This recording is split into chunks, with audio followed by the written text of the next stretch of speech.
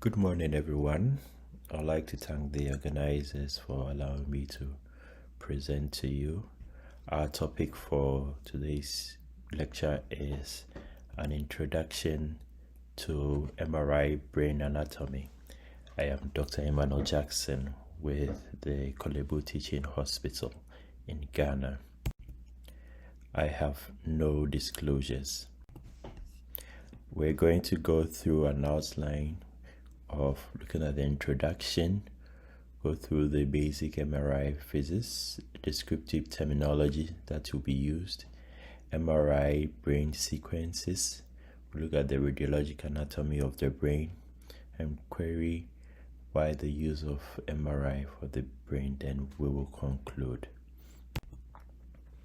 By way of introduction, MRI stands for magnetic resonance imaging, creates high-resolution diagnostic images of the brain using non-ionizing radiation as compared to a CT scan. The MRI also uses strong magnetic field and pulse sequences to produce images. There are sequences produced by these MRI that are programmed and is made up of a set of changing magnetic gradients.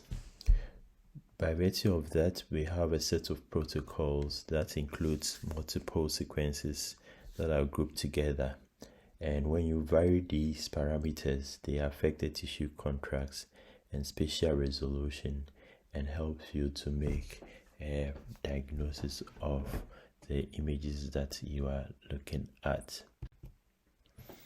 It's important to be cognizant of the various imaging planes of the acquired images. So let's start with the coronal plane, which divides the image into anterior and posterior.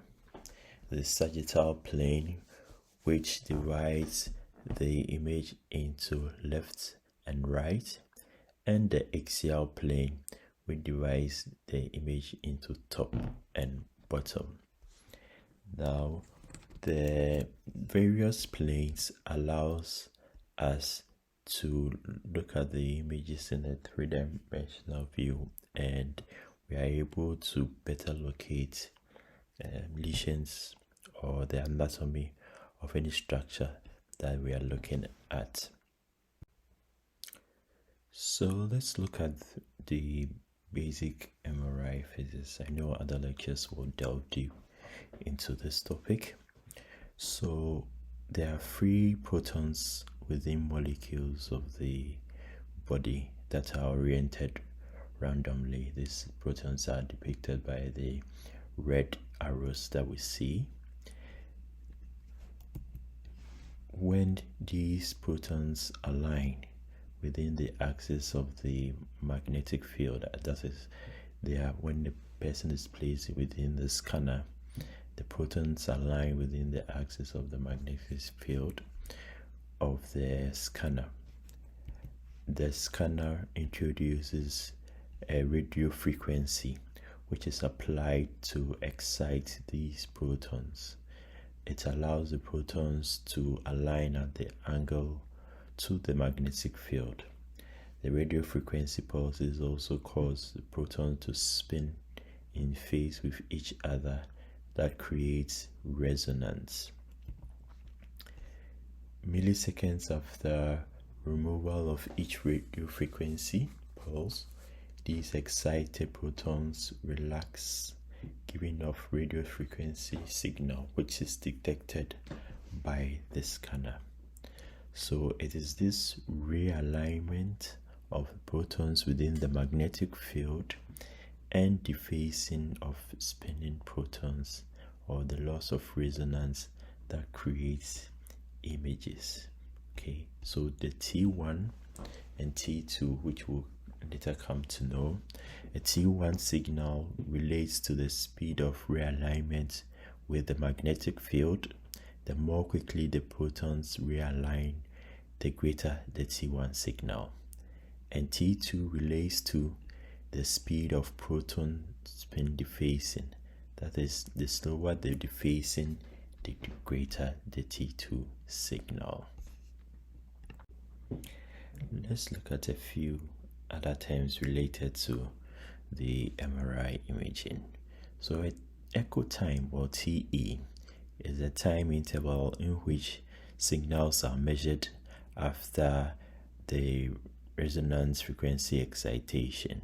Okay, and a TR, which is the repetition time, is a time between two excitations, is called the repetition time. When we vary the TR and the TE, we're able to get the T1 weighted image and the T2 weighted image. In short, a short TR and a short TE will produce a T1 weighted image, and a long TR and a long TE will produce a T2 weighted image. An MRI image is simply a map of proton energy within the tissues of the body. It's opposite to an X-ray or CT, which is a map of the density of the tissues in the body. A variety of MRI images can thus be produced, which emphasizes the different tissue types, in particular those that contain a large amount of fat or water. A high signal or a hyper-intense signal, as is used as the descriptive terminology in MRI, it shows as white. An intermediate signal or iso-intense signal shows as gray, and a low signal intensity or hypo-intense signal shows as black. So here we have two images. To our left is the CT scan of the head at the level of the lateral ventricles, and we have the various densities from low being dark through to the brain parenchyma being gray and the dense skull bone or calvaria being white. We look here, we have the MRI of the brain at the level of the ventricles. We have the center, which has the ventricles showing us the white CSF, and we have the gray and white matter showing shades of gray, and the calvaria with the cortex showing as dark or black.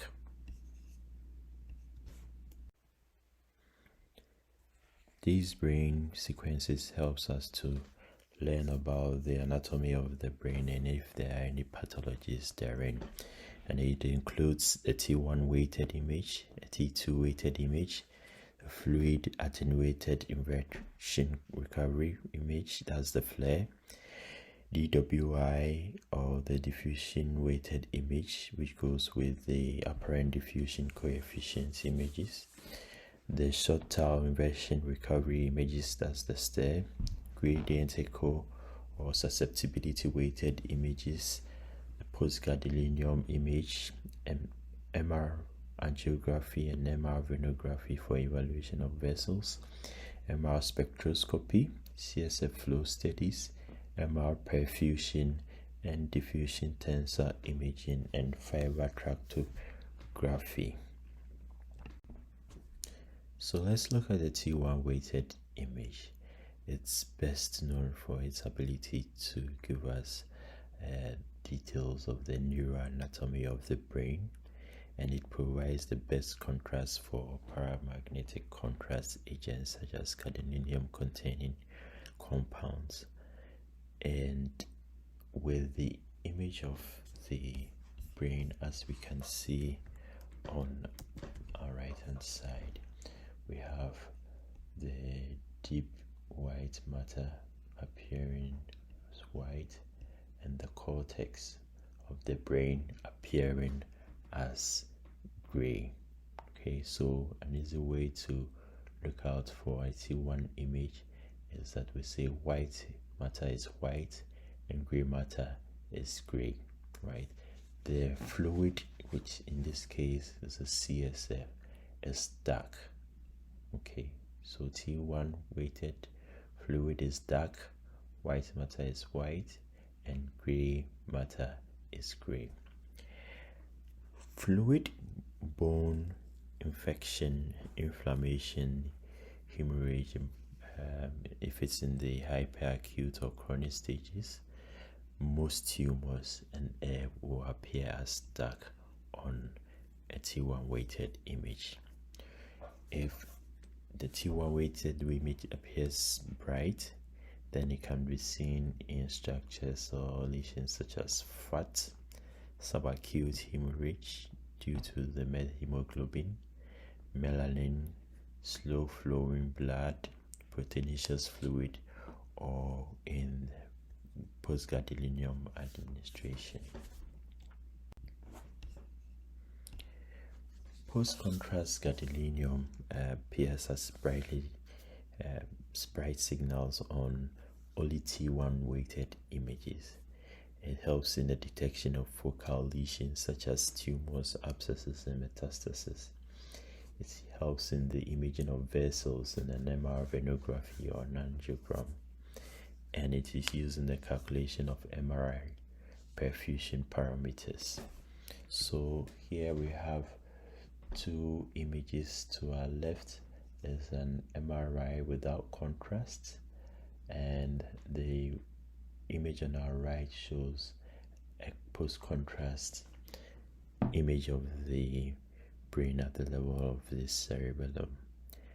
And the post-contrast image shows this enhancing dome-like lesion in the level of the left cerebellopontine angle, which is not best appreciated on the T1 weighted image without contrast.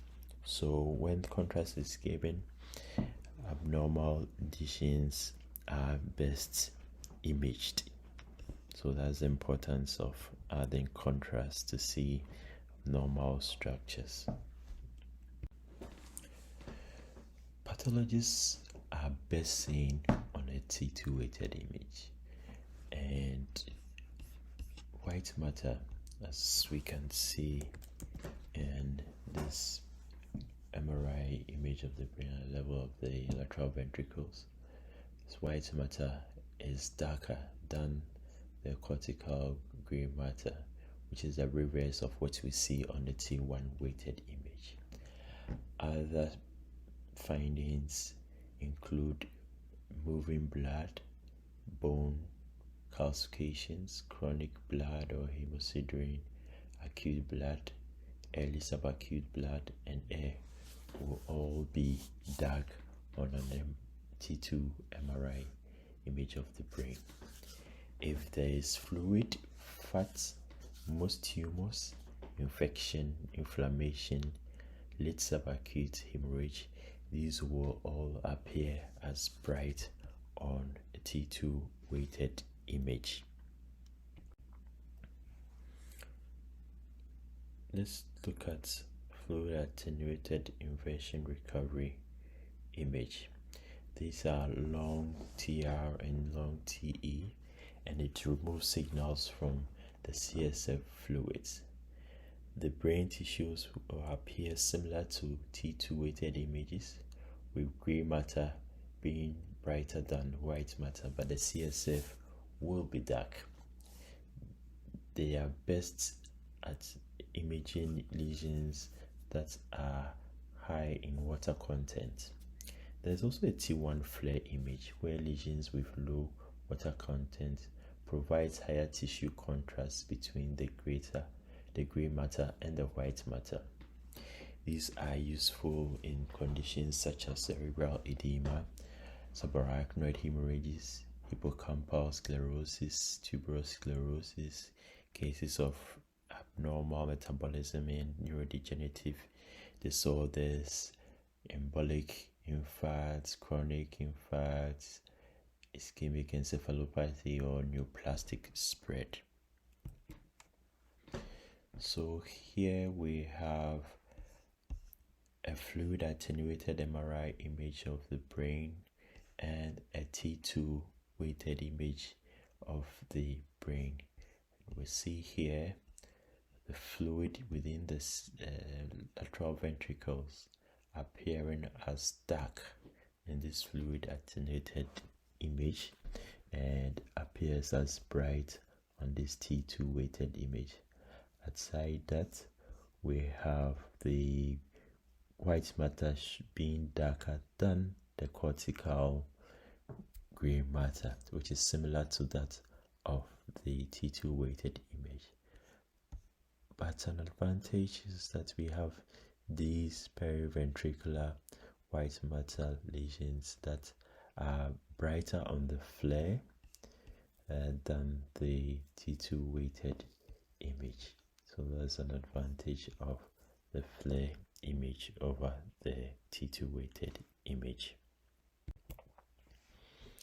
A summary of some of the things or structures that we see on the various sequences. CSF is dark on T1 weighted, bright on T2 weighted, and dark on flare. The white matter, as you remember, we said it's white on T1 and it will be dark on T2, as well as the flare image. The cortex is gray on T1, T2 to be light gray, and flare 2 to be light gray. Fat within the bone marrow is bright on T1, less bright on T2, and flare. If there are any inflammation, infections, or demyelination, they will appear as dark on T1, bright on T2, and bright on the flare images.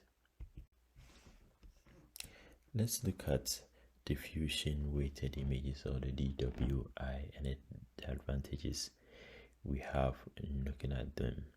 It measures the random Brownian motion of water molecules within the voxel of tissues. It means that it's just the movement of water across tissues that are measured. So if they are highly cellular tissues, or those that have cellular swelling, exhibit lower diffusion coefficients, and so they will be bright on these diffusion weighted images. They play a major role in ischemic strokes, abscesses, epidermoid cysts, Creutzfeldt-Jakob disease, acute encephalitis, and active demyelination. They are most often compared with an apparent diffusion coefficient for you to make a better judgment, as they can be T2 shine through or false positives. The ADC measures the magnitude of the diffusion within the tissues and clinically calculated using MRI with the DWI. So here is an example of the use of DWI image, that's on the left, and an ADC image on our right.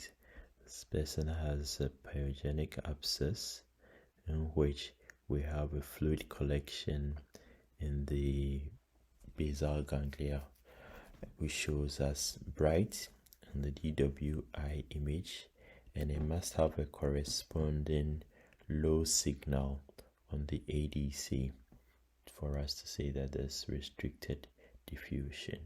So if there's any restricted area within the brain tissue, then we'll have to look at the differentials, and based on the clinical history provided, you'll be able to make an inference as to what the likely diagnosis will be.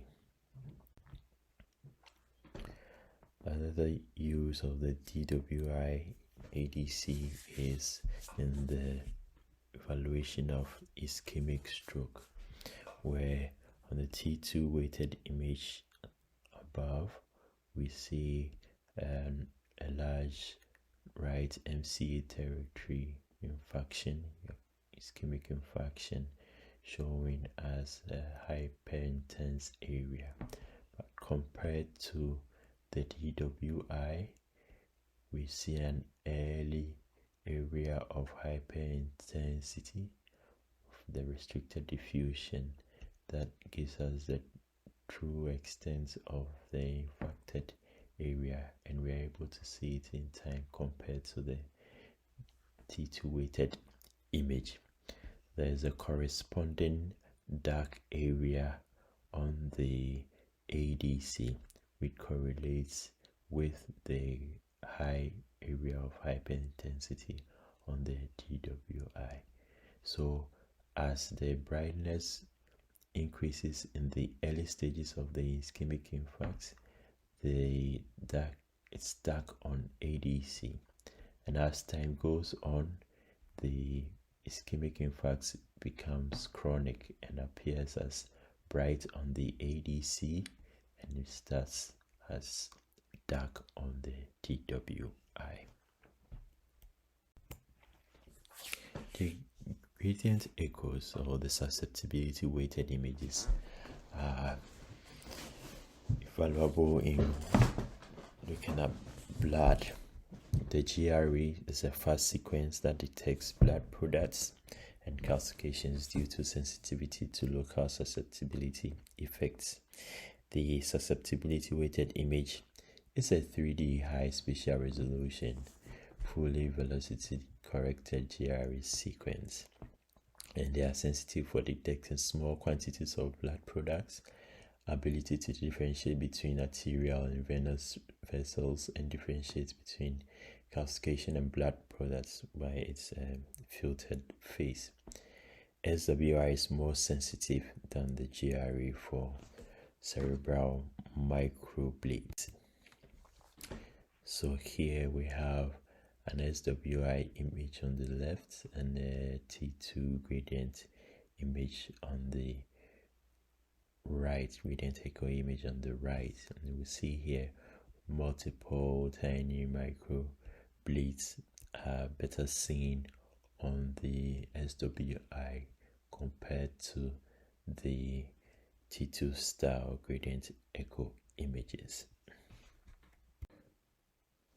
For the evaluation of vessels, we use the MR angiography and the MR venography. Time of flight is used commonly for the MRA, where the signal in the intracranial arteries is related to the flow phenomenon. Thus, we do not need any IV gadolinium for the MR angiogram. It can be performed by both 2D and 3D techniques, and the contrast enhanced MRA is used when we are evaluating neck vessels or patients that have stents or coils placed. The MRV can also be performed on a 2D or 3D technique without IV gadolinium being used. The contrast enhanced MRV is used as it's more robust and less susceptible to artifacts. They are used in the evaluation of cerebral vascular territories, the evaluation of stenosis, occlusion, aneurysm, malformation, and thrombosis. So these are 3D MR venograms of the brain, and we see the various components of the cerebral veins and the dural venous structures, including the superior sagittal sinus draining to the transverse and the sigmoid into the internal jugular vein of the straight sinus, the vein of Galen, and the internal cerebral veins. Here we see the axial view with the cortical views and the vein of Labbé showing. So we have the MRA showing the circle of Willis, the internal carotid arteries branching off into the middle cerebral and the anterior cerebral arteries. The posterior circulation is also seen in this view, the basilar artery giving off the posterior cerebral arteries. So you have here the axial view and the sagittal view. This is the anterior circulation, and this is the posterior circulation, which are linked by the posterior communicating arteries. So axial MRI of the brain, we're just going to give you an overview of the various structures. We're going to go into detail. So basically at the base is the cerebellum, and we're looking at a portion of the brainstem, and you have the paranasal sinuses anterior to that. Then you have structures within the cerebellopontine angle. You have the internal auditory canal, and as we come up, we get into the temporal lobes. We see the frontal lobes, and we have the basal ganglia and the thalamus. The midline structures will be the ventricles. It's important that on evaluating MRIs, you have a systematic approach into evaluating the MRI. So you look at the structures from the midline and you move outward, or you move from outward to the midline. This is to guarantee satisfaction of check and to avoid missing out on lesions within the brain. And the same MRI, this is, remember, T2 weighted image. This is the sagittal view, helping us to see from right to left. So we are the midline, where certain structures such as the corpus callosum will be best evaluated. The cellular contents are best evaluated in this sagittal image, so that if there are any tonsillar herniations at the craniocervical junction, we'll be able to evaluate them very well. Likewise, if you have the coronal plane, it helps to look at the images from anterior to posterior. So we have the orbital contents, the frontal lobes. We're able to see the dural superior sagittal sinuses. Cellular structures and the optic chiasm are also best evaluated with the coronal image, right? Then T2 high signal of the ventricles are also seen. And we have the cerebellar structures and the craniocervical junctions that are also best evaluated. Okay. So what are the indications for doing an MRI? So if there are concerns for ischemic or hemorrhagic stroke, vascular malformations, aneurysms, venous thrombosis, or we are looking at tumors such as primary CNS or metastatic tumors, if there are concerns for infections including abscesses, cerebritis, encephalitis, meningitis, if there are inflammatory or demyelinating diseases such as multiple sclerosis and sarcoidosis. In cases of trauma, look at blood within the brain, subarachnoid hemorrhage, contusions, or epidural hematomas. Causes of hydrocephalus, congenital malformations. What are the advantages of using an MRI? It's non-ionizing, which is very important in children. The image acquisition can be done in multiple planes, and there's better soft tissue contrast. Non-contrast acquisition of some of the angiographic images are helpful, and iodinated contrast allergy is thus avoided. Advanced techniques such as the diffusion, spectroscopy, perfusion, tractography helps in precise tissue characterization and evaluation of different pathologies. Limitations of MRI includes it is expensive to own and operate. As such, it's not readily available. it takes a longer scan time, and sometimes there are concerns with some of the metal implants, pacemakers, and foreign bodies that are implanted into people, and as such, these patients cannot have an MRI done for them. If the patient is unstable, unconscious, or has claustrophobia, then the patient cannot undergo an MRI study. There are concerns for nephrogenic systemic fibrosis in patients with renal disease, then the contrast imaging cannot be done for such patients. We'll conclude. Having a basic understanding of the MRI physics helps us to interpret the various MRI images. A wide range of different MRI images of the brain can be produced to help answer specific clinical questions. A systemic approach is essential to interpreting an MRI image of the brain. These are my references.